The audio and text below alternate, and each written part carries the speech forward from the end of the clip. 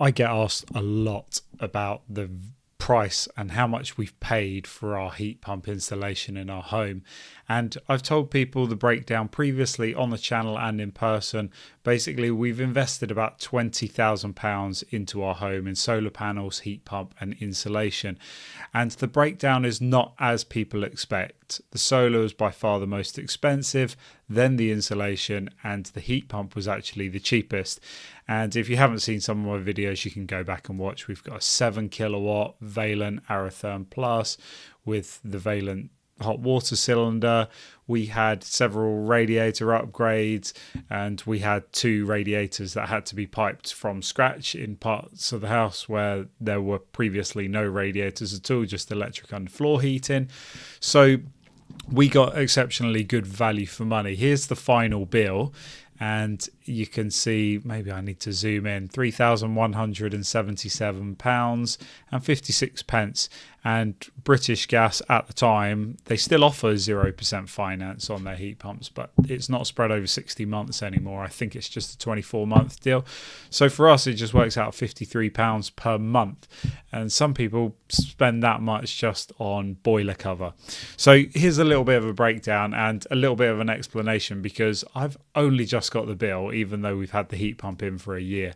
And it became a bit of a running joke between people who are close to us and family that we still haven't got the bill, but we've been loving life with a heat pump and the comfort and that it brings, and the low running costs as well. But why has it taken so long? Well, during my process, it was a combination of lots of factors, but as you can see, I'll just briefly touch on some of these: the planning permission, the DNO application, then the Vaillant and the British Gas stock delays, and then finally the snagging and then the billing. All of these were delayed in some way. So let's just run you through a little bit of a timeline of my experience with the heat pump. So I did, my research really started probably November 2022, there or thereabouts.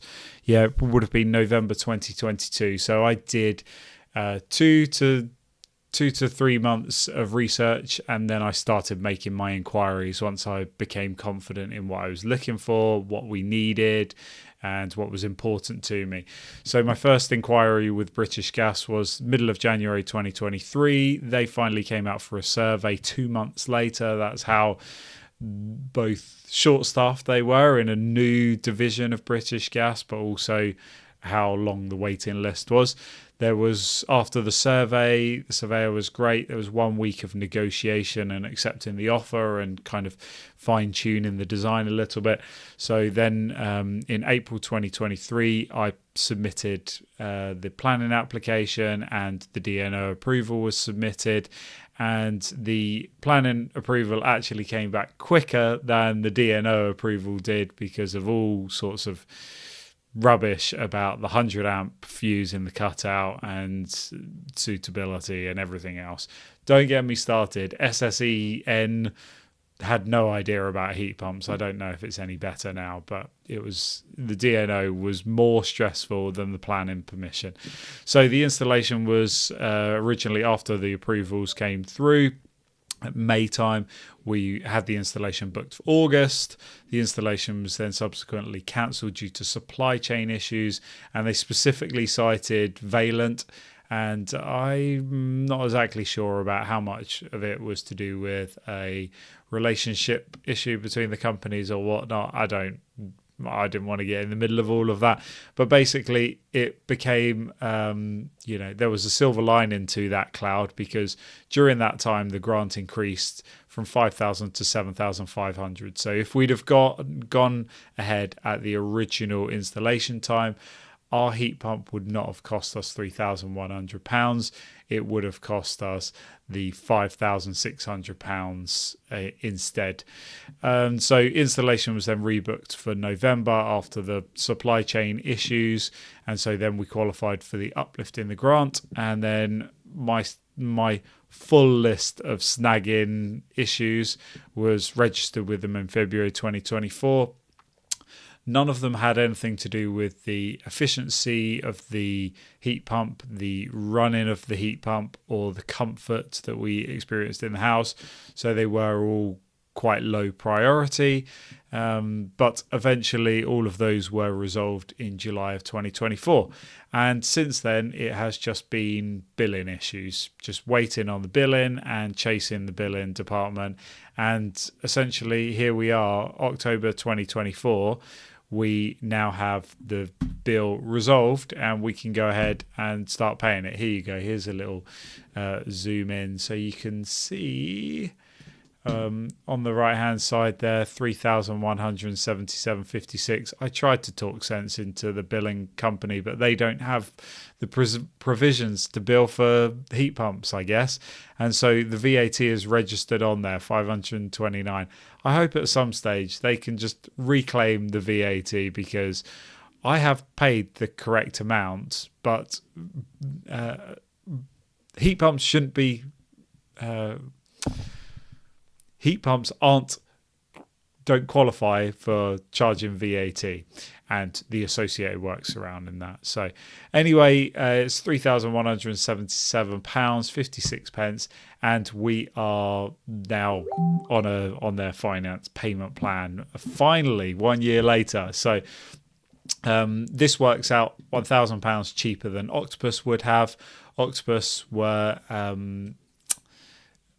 they just give you a fixed price quote online, but they didn't come and see a site visit. They didn't see the additional 2 giant radiators that we would have to add, and the associated pipework runs and stuff as well. And then Heatix, Synergy, Igloo, they all quoted substantially more again.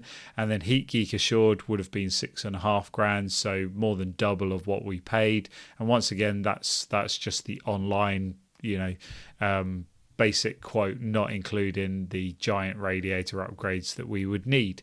So we got excellent value for money, and we ended up with a system that works very well. So the question remains, would I do it again? And if I started again, would I continue to go for British Gas and pursue that?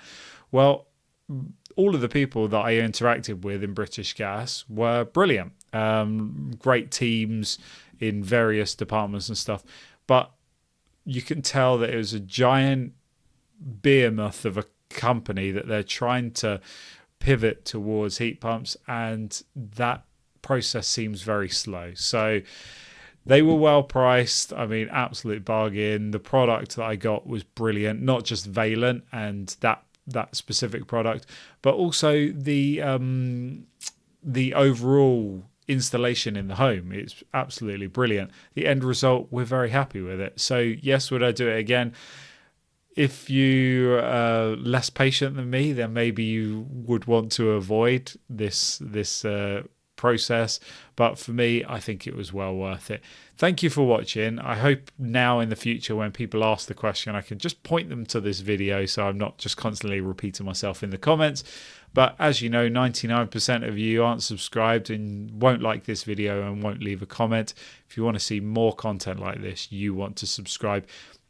If you want to help others find more content like this, you will like the video and maybe leave a comment, because that will boost it up and it will reach a broader audience when you do that. So thank you for watching.